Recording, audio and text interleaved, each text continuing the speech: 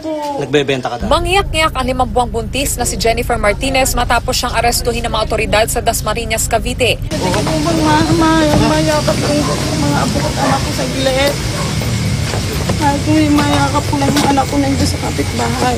3 pakete na hininalang shabu ang nakuha kay Martinez. Aminado ang suspect na dati siyang nagtutulak ng droga. Tumigil na raw siya 2 buwan na nakararaan na makilala niya ang kinakasama niyang si Dennis Azarcon na naaresto rin noong nakaraang Huwebes lang dahil din sa pagtutulak umano ng droga. Pero gumagamit ka rin? Dati po yun, sir. Dati, inaamin ko dati na gagawin. Noon po yun, matagal na. Nagra-runner po ako.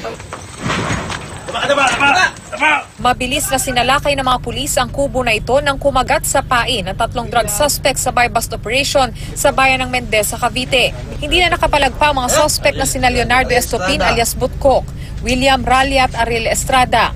Ayon sa mga pulis, si Estrada ang nagbabagsak ng droga na mula pa sa Dasmariñas habang sina Estopin at Rallia ang nagtutulak nito sa bayan. Nakuha mula sa mga suspect ang mga pakete na hininalang shabu, baril at mga bala. Walang pahayag ang mga naaresto kaugnay ng alegasyon. Para sa unang balita, Von Aquino reporting.